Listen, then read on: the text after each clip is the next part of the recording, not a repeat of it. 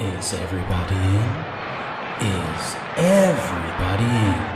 The show is about to begin.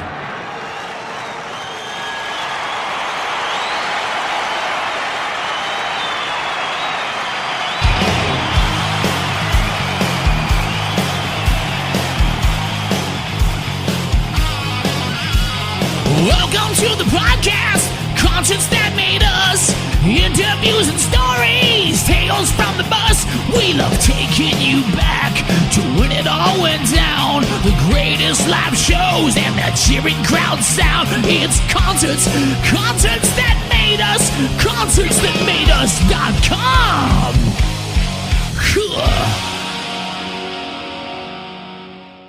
Hi, this is Basson Laas, and you're listening to Concerts That Made Us.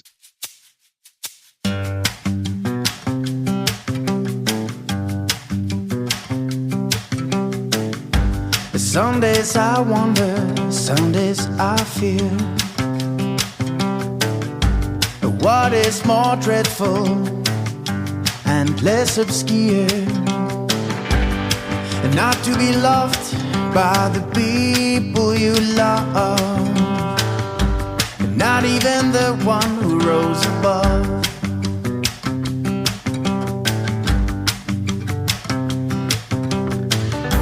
The winter's again settling in, and the absence of your warmth keeps me trembling. I can even remember the last time I got to hold someone I hold dear, and someone who knows my soul. I know I'm a little rough around the edges, but they say the diamonds are formed under great pressures. And if you give me a chance, no judging in advance, so I'll look into your eyes, honey, and tell you no more lies. Together we can grow. My love will just be too full. If one star shares my love, then look into the midnight sky. 'Cause you're worth loving too.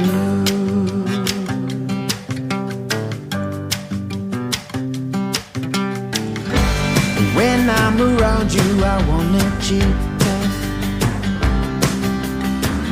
and your radiant smile visible from a mile. Sometimes makes me feel that I've known you for years, and the days of darkness suddenly become clearer. I know I'm a little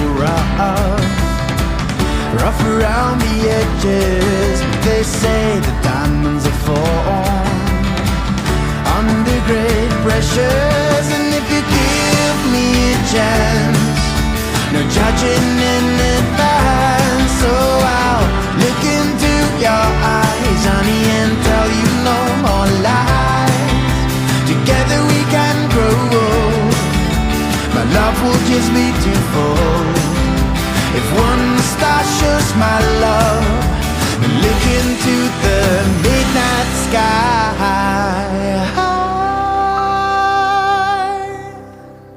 'Cause you're worth loving, you're worth loving, you're worth loving too.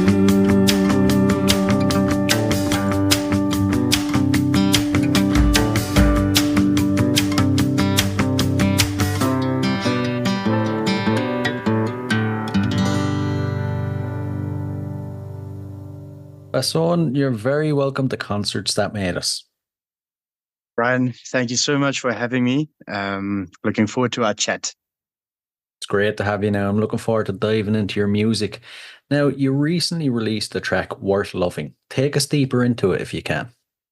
Okay, so I think if you haven't been following me for the last couple of years since I started doing this full time, I think it's important to just mention that ever since 2009, when I was still at the last couple of years of my high school days, I had this notebook, this Croxley sort of redback notebook full of scribbles and notes and phrases, and I sort of started building songs from there, and writing proper songs in the back of the book. And I the book is really a mess, but I've been carrying it with me since those days. And recently, when I started performing full time, I just felt the need to start releasing some of the songs out of that book. And last year was the release of my debut EP, Good Morning Dreamer. That is a 4-track EP, but releasing Worth Loving as my first single after that this year is just basically a continuation of the me releasing the songs that are in that book specifically, trying to sort of find my feet in this new endeavor, if you will. So yeah. Right, right. Having wrote the song back around 2009, how does the final version compare to the original version of those days? Yeah, I think it really morphed into so many different things over the time. I remember especially as we play the way we played it in one of my first bands in varsity. It had a sort of a very poppy, like a boom, boom, boom, boom type of backbone beat, and that stuck with the song for quite a while. But when the band broke up, and me, well, I just sort of continued with my solo endeavors. I was also just limited to just having a kick with me, and I mean, some of the lyrics actually changed as well to just help little lines or things make more sense. But I mean, that's the good thing about having songs that are so old. The first lyrics to this song was written in 2011. Um, at that time, I was training to become a pilot. And that was my first dream to try and pursue. And I had so much time during that during those years, and I think most of my songs sort of come from 2011, 2012 ish, and it's nice to see how they've changed and how they've come so far. Definitely, definitely. And when it came to, recording production, was there any challenges or memorable moments that stick in your mind? Well, yes, Brian, to be honest, I think this was probably, like, I haven't been doing this for too long. I mean, I started out in 2000 and, 22, by April 22. So I've only been doing this for just over 2 years now. And recording my EP was the first time I've really been into, well, in a proper studio, and putting the time in. And I think I've learned a lot from the EP as well. But during the process of recording Worth Loving, it was really one of the easiest songs, because I sort of knew exactly, well, me and Werner, the producer, how we wanted the song to sound like. Just came together so quickly. And I mean, the process was over so quickly. I immediately started recording a second single, and so I wouldn't say this song was challenging at all. I'm just glad that it had that it ended up having such a lively vibe. Werner, who's the producer, he's also a multi-instrumentalist, and his first love is playing the drums. So the moment he put his feel into the song, the song really came alive. All right, I like it. I like it. The other track you mentioned, Smile, it'll be out later this year. What can we expect from that one?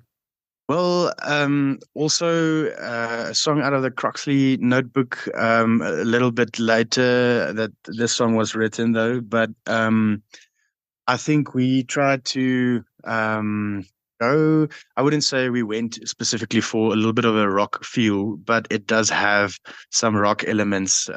It's also a very chilled song, but it has a nice wee like um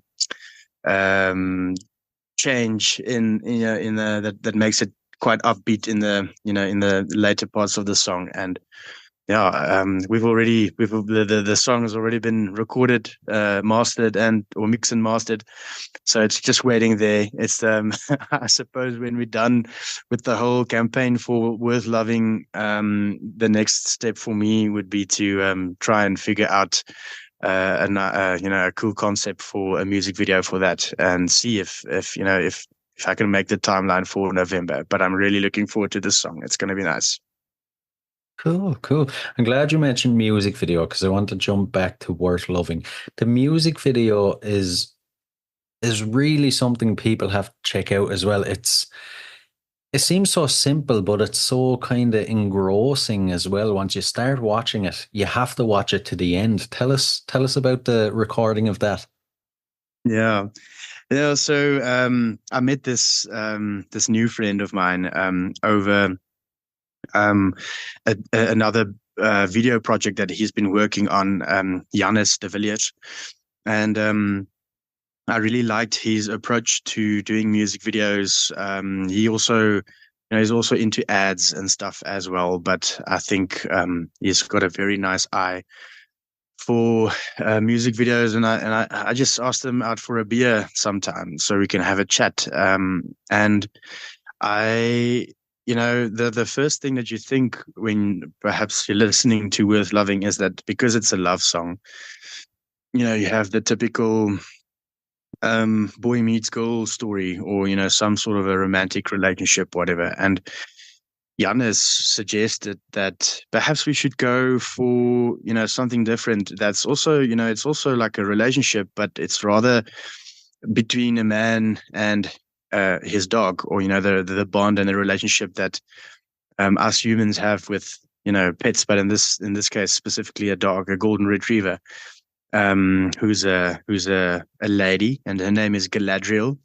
And so luckily, he also knew exactly the right pair. They lived in Cape Town, Marius Scumbi and his dog Galadriel, and we really wanted to capture some of the Cape Town landscapes in the video as well. That unfortunately didn't necessarily. Well, not unfortunately, just sometimes you have an idea of what you want the video to look like afterwards, and then you have to be a bit more realistic. But we did capture some sites, in the Cape Town area, and it's just this fun video that the guy goes out with his dog, and they play on the beach, and they go for walks, and they take a bath. And that's why I think that if you mentioned like it was difficult to not finish it. Because I think it's so entertaining. We all can relate to, dogs. I don't know if you've got a dog. Yeah, yeah. I do. And I think it suited me well to like try and involve, our love for pets in this video. Absolutely, absolutely. Does that rule that people always say stand or don't work with animals? Well, it was the dog is quite an actor, I must say. She really behaved very well. So no challenges there for us. But I think it was really worth it to have a dog that really knows her owner very well, because she responded to his little calls and his whatever. She knows he knows her, and the both of them they have a really special relationship. So it was easier if they just went out and played together, and we just tried to capture whatever comes up. And we got some good shots there. I'm really glad for. That's for sure. That's for sure. Now, you mentioned that, back in 2022, you jumped into performing full time. Personally, what has the journey been like for you over the last 2 years? Brian, it's been fantastic so far. I mean, it was a deep dive when I decided to do this full time. It's been a hobby for so many years, and I've done so many other things, between 2010 and 2 years ago. But I think after COVID, 19 sort of subsided and restaurants started opening up again. There was a there was a need for live entertainment, and at the time I was actually supposed to head over to South Korea well, rather just before COVID. That was where my mind was at, and I wanted to teach English there. Part of those teaching English in a or as a foreign language, those TEFL courses that you can do, basically just as a way of getting out of the country a bit and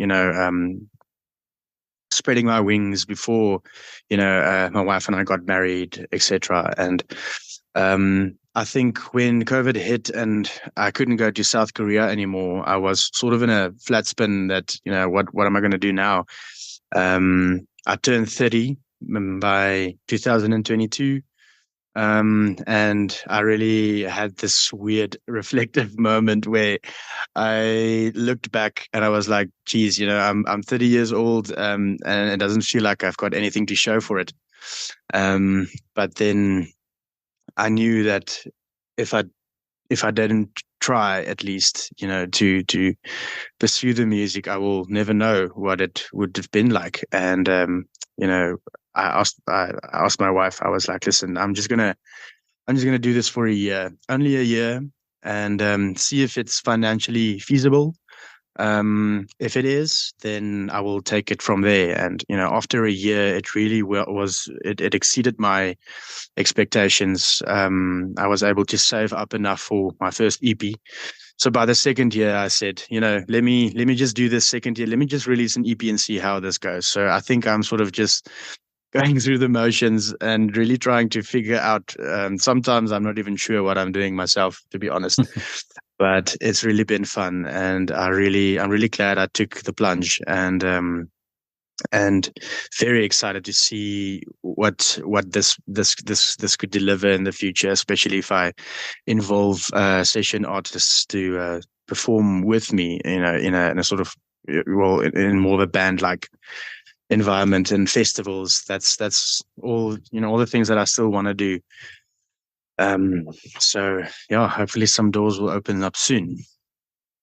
Hopefully, yeah. Hopefully, it's amazing, to think what would happen if you didn't take that plunge. It's great that you did and that you just keep knocking the steps down, climbing the ladder on an upward trajectory. Yeah, slowly but surely. Yeah, it's really. Exactly. I think in this instance, it's also very important to be very patient because, well, um, yeah, it takes a long time to learn things and to build connections and build a network of people that support you during this whole thing. And I think it's nice for me that I'm able to ease myself into this, really, like as an independent artist, um, not being signed by. Well, I'm afraid that the pressure might be too much being signed by a label or trying to fit into a box, and having certain timelines or whatever. Now I can just go through, like you said, knocking these steps down one by one on my own time, and that's really one of the biggest plus points, I'd say, from this whole thing. Definitely. Definitely. You don't want it to start feeling like a job. I'd imagine that's what it would be like with a label. I can imagine. Yeah, definitely. Yeah, yeah. Now, the podcast is called Concerts That Made Us, so I have to ask you about some concerts if you don't mind. I'll Mm, uh I'll start off easy. As a concert goer, what concerts would you say have made you? sure. Um, there are countless. I mean, I can name off the top of my head. a few of the big ones that came to South Africa in the past decade. I remember seeing U2's 360 tour in South Africa in Johannesburg in 2012, and that was first of all probably one of my first big stadium concerts that I've gone to, and it was absolutely spectacular. I've been listening to U2 ever since I was actually pretty young, because I'm the youngest of four kids, and my older siblings they were more into the U2, I'd say, phase or era, and I just grown into to liking it as well. But I've also seen Coldplay in South Africa, spectacular. The other day we went to see Maroon 5. These productions are so incredible, and I mean, you sit there and you suddenly become aware of the little things, the lighting and the stage. I'd say, like, the screens that are up on stage, and these moments are really, it's really, you sit there, and I sit there, and I just um, can imagine myself, on a stage like that one day. It would be, massive for me. Even if you do more festival stage vibes, like traveling from country to country and do smaller festivals. I mean, in South Africa, I don't know if you've ever been, but No, no. we used to have Opikopi, which was a yearly or an annual camping, massive crowds coming together in the bushveld, and they'd listen to these rock bands, and you know, those type of things are it's really, well, you get out of that weekend very dirty and sort of a mess, but you really had a great time, and I know that music and live performances, or bands that come together, it pulls people together, and I think that's really something to take note, and why I'd love to do this in the first place, if it's something that I can grow into. Getcha. I getcha. Now, for any listeners that haven't been lucky enough to catch one of your shows, what can they expect? Give us the full experience if you can. Well, to be honest, I think the show is sort of a work in progress with regards to the band. Most of my shows currently in South Africa are solo performances where I have a kick and a tambourine. Um, I sort of play a kick with my right foot and a tambourine tied to my laces and mic it up, and so I'm sort of my own percussionist, if you will. And but recently, I've started rehearsing with Yanni Labuskachny, who is a fantastic drummer, especially a live drummer, because there's a difference between a live drummer and a studio drummer who's really like technical. But in any case, I'm also have Kali van der Merwe, who's playing the bass, and he's also doing keys as well.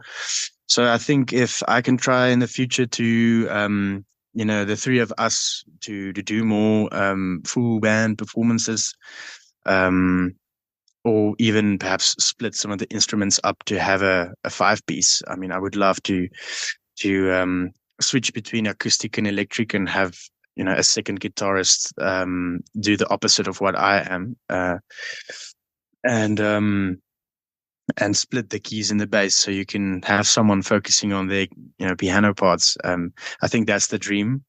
But we've only had two bigger performances so far, the three of us so far, and I mean, they aren't full-time musicians. They also have their day jobs, and I think that's quite the challenge at the moment to get these guys to work on this, because I don't think we're ready yet to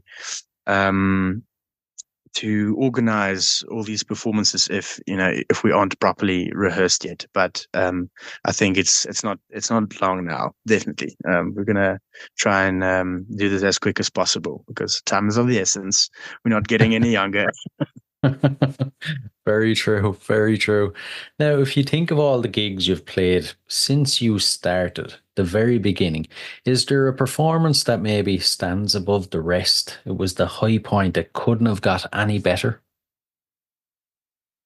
Yeah, that's a difficult one. I can't imagine one specific at the moment. I mean, I've I've had performances where you play in front of a larger crowd, opening up for a big name in the music industry. Well, in South Africa, we have Francois van Coke, who is quite a big name. And we have Spoegwolf, that's an Afrikaans band that's also quite a big name. And I did opening shows for them once or twice, and those shows are really spectacular. It's really nice to be able to sort of rub shoulders with the big guys, and they are such nice people as well. And it's nice to being able to meet them. But time and again, these little shows where it's very intimate and, you are able to sit the people down and sort of burn through your set, but also tell stories of where you come from and, sort of playing music with, the type of chats that you and I are having now. Those intimate shows are usually more my favorite. And I did one of these shows quite recently. Very little town. The town doesn't even have proper, like tar roads. I mean, very Oh man. dusty. It has a post office and a hotel. It's called Maritsane. And the local people came out for that show just out of curiosity. I mean, there's no way that they would know who I am, but it ended up being a very special and intimate show that night. And yeah, I definitely think that's one show I'll keep with me forever, and try and do those type of shows more, especially in the rural parts of the country, where you go play to the farmers and the people who don't live in the cities. They are actually more curious and have way more FOMO than the city folk. So I think it'll be easier to sell tickets for those type of shows in any way. I like it. I like it. Question off the fly there. You mentioned playing with the bigger guys, opening for those guys. What do you learn when you're supporting guys like that? Um, I think it's mainly quality type of, I'd say, because if I'm not used to playing, I've got my own sound, that I travel with, and I I'm limited by, well, I wouldn't say limited by the sound that I have, because it is proper, but it's a whole different ball game if you play on a bigger stage with bigger sound and proper monitors and a nice Fender Deluxe or whatever the case may be. And I think having the airtime just on stage with such a production is quite something. I think you learn how the guys that help you with quickly sitting up and doing a sound check, how that process works. I mean, because usually it's really a quick thing. You have to know what you want and how to sort of translate whatever it is you need um to the sound guys. I mean, for someone listening to this who's been a musician for years would be like, what the hell is this guy talking about? But it's really the first for me. I mean, it's I'm sometimes still trying to get over my nerves a little, and I think having the opportunity to perform with these guys in these bigger shows and um seeing how it's really done, and yeah, I think that's inspiring. And well, except for that, it's just nice to be able to meet these guys, because yeah, I think in the future it would be swell to open for them, again, or perhaps grow into build my brand so that I could be able to go on tour with them even, but yeah, I think that's the sort of, yeah, the what you want to take away from that. I getcha. I getcha. Now, back to the gigs. This will be an interesting one. Is there a gig you would consider the worst gig you've had? Everything went wrong, and how did you overcome it? Um, yeah, I've had plenty of those. I mean, you learn especially from those type of screw ups. I could use so many other words. I'm not.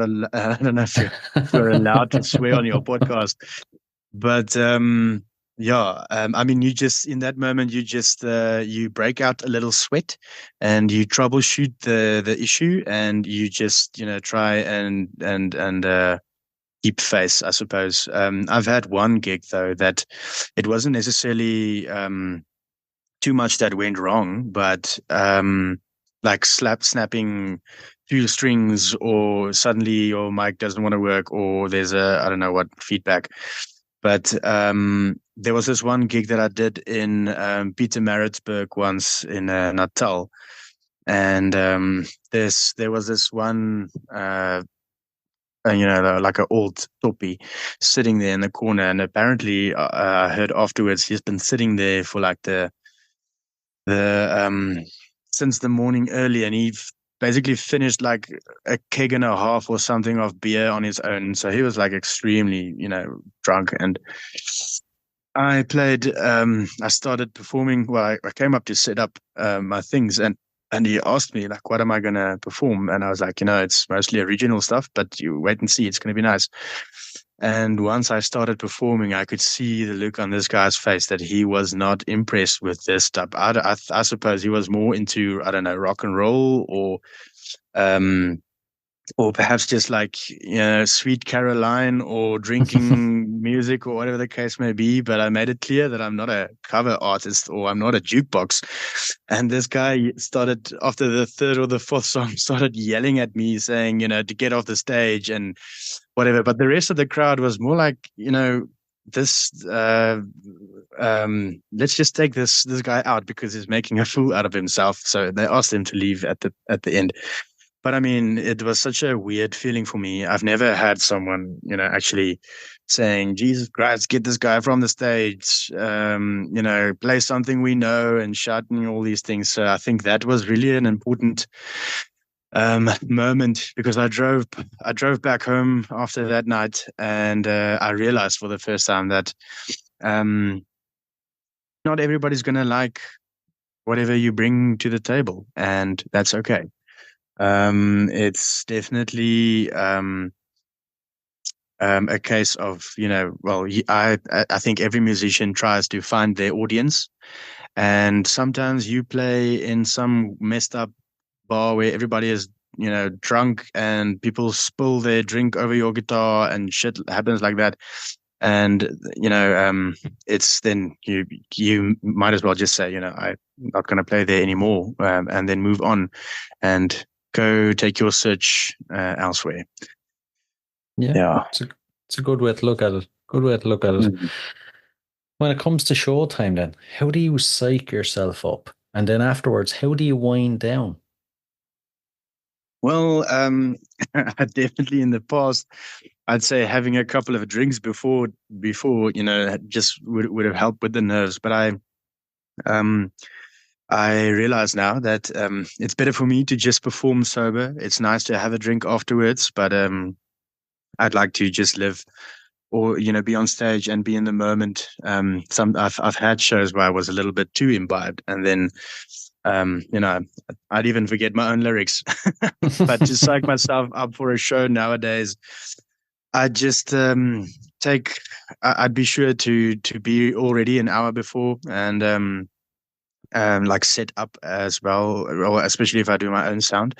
Otherwise, I'd 10 minutes or 15 minutes before, I just go and do like go for a nice walk, and do like a vocal warm up, just to get the the blood flowing a bit, and yeah, afterwards I like to just sit somewhere and have a drink and escape. Really, I think it's really nice that people well afterwards, that if someone approaches you or they did like the show or the performance, then people want to talk and or have a chat. And um I always feel sorry for the friends that I am with in the first place, that I sometimes don't really get enough chats in with everybody around.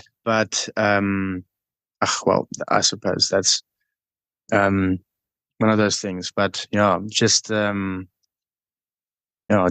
a show, just sitting somewhere and having a good one-on-one conversation is always something that I like to do the most. Makes sense. Makes sense. Now, before we dive into the last couple of questions, then, future plans set in stone. You've mentioned a single in November. Is there anything else you can share with us, gigs or anything like that?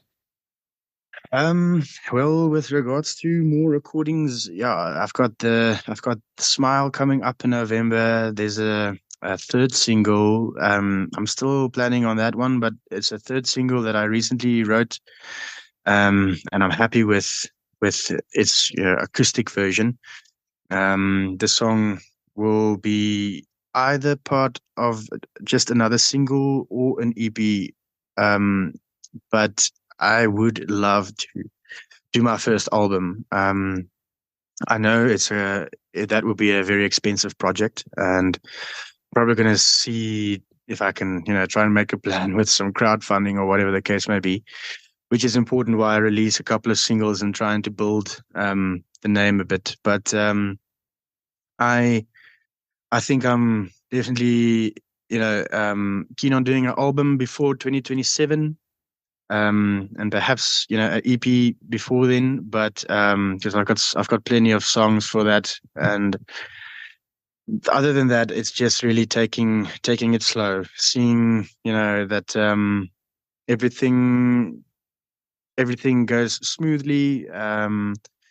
Don't rush into things too much, and yeah, see where this goes. I mean, I'm really trying to be very particular, or yeah, trying to learn most of the skills that I that I try do myself, and especially like um well, whatever. I can go on like feel like I'm rambling a bit now, but No, um yeah, I don't know. Does that answer your question more or less? it, it certainly It's does. really it's difficult for me to know what the future holds, because I'm really just taking it day by day. And it would be nice to do an album, but I can definitely tell that there are two more singles coming out. The rest after that, I am absolutely not sure. Right, right. Okay, well, it sounds like there's still plenty for us to look forward to on the horizon anyway.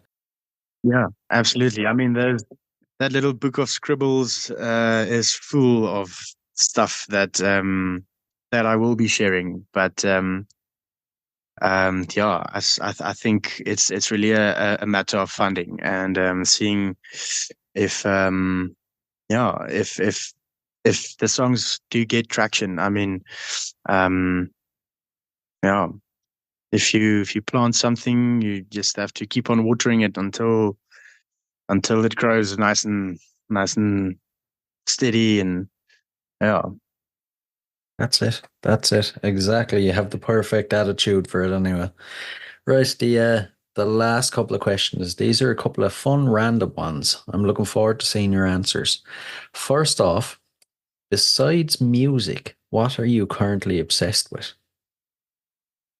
Um, well, there's this new I don't know if you are much of a gamer, but there's this Right. new company of heroes that I really love at the moment. So I'm really eager to to get some more time playing that game. It's a strategy World War II game, but I'm really obsessed with it because it's so yeah, nicely done. And yeah, it's a nice way of, like, um, yeah, I suppose wasting time as well.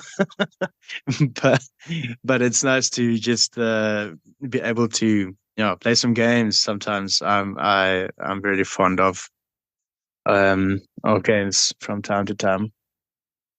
Interesting, interesting. I don't know what it is, but I'm hearing that answer an awful lot lately. Like I want to say the last 5 or maybe 10 interviews, people have said games, and it's making me feel like I need to dive back into gaming. Whenever I turn on the console, I just turn on Red Dead Redemption. I feel like I'm playing Red Dead Redemption for Oh, the last 10 years.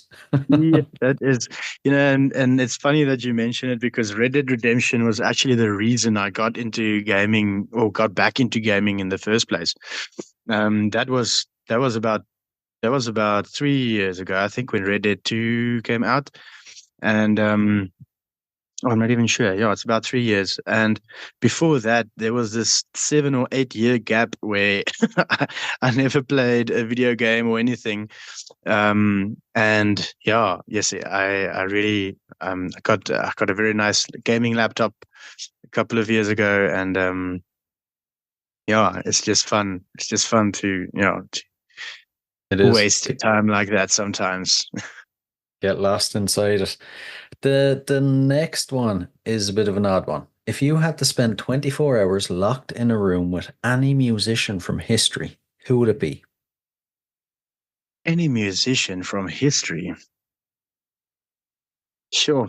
I mean, maybe this is a very generic answer, but I'd definitely love to have a chat with, someone like Bob Dylan, who is really like, just this spectacular songwriter. And I suppose he has a very good story to tell. Yeah, I think I know my wife is very fond of Bob Dylan, and she um, read his biography and, told me some of the things that, and he's such a legend, actually. He's one of the um, proper like songwriters of the century, probably, arguably. So yeah, yes, yeah, I think it would be fantastic to just have a chat with him, and ask him, yeah, what his life was all about, and what it was like to be Bob Dylan. That would be amazing. It would. It would. He's one of the best possible answers you Mhm. could give, I'd imagine. And the final question, what's your go-to album? An album you constantly revisit? Oh, well, I really like Vampire Weekend, very much, especially the older stuff, that were a little bit more quirky, I'd say. But their recent album, I don't know if they actually released another album yet after this one, but the Father of the Bride, I'm not even sure what the album's name is.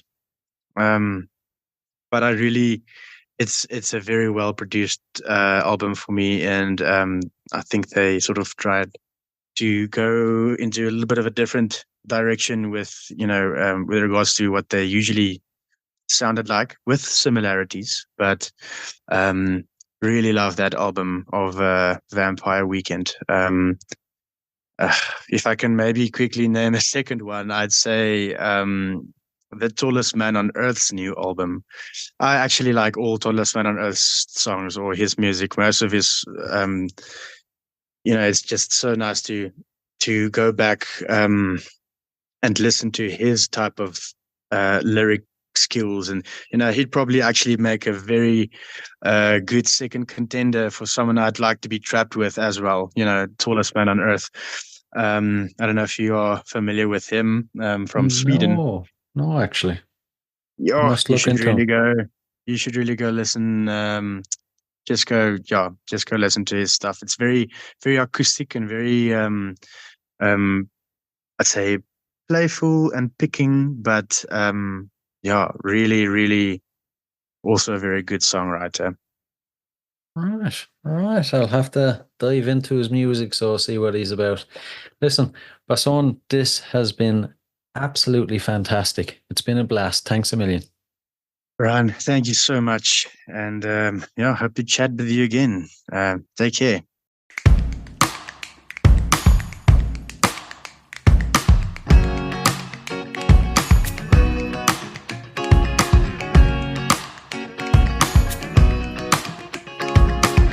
Take me to the valley of the shadow of death, totally surrounded by the thickest thorns you get. Earth is feeling crusty and gold beneath my feet. The thumping sound of fiery dragons, creatures and flying daggers. Let's get out of here and let us bury our fears. Run, run away, I've got nothing to say.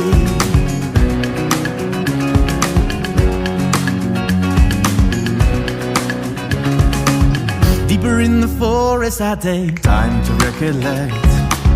I count the fingers that I haven't burned yet. Seeking you shall find, but seek the things you need. Stop being so melodramatic, make things more cinematic. Let's get out of here, let us bury our fears. Face the drought, you will eventually sprout.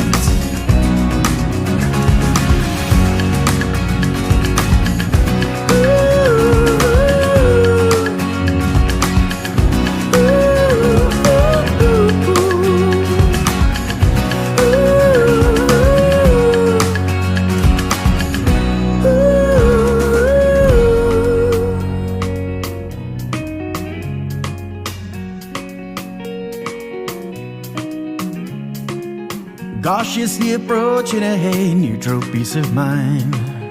Gone are the things that always seem to have us blind. No sowing with tears for you to reap with joy. I see your house by the river, mountains and ghoulish weather. When your hands are tightly bound and there's a shadow that shrouds, just hang on tight and be rewarded with light. When your hands are tightly bound and there's a shadow that shrouds, just hang on tight and be rewarded with light.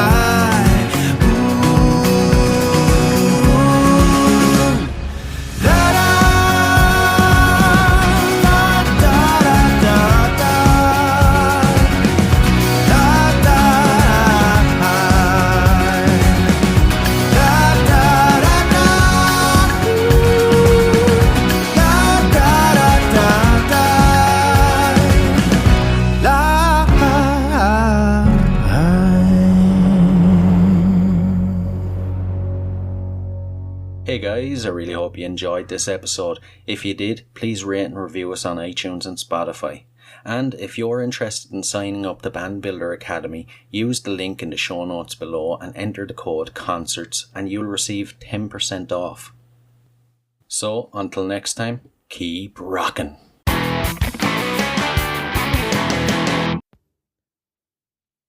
Hey, what are you guys still doing here? The show is over. It's over. You can go home. Go on. We'll see you next time. We'll be here. Bye.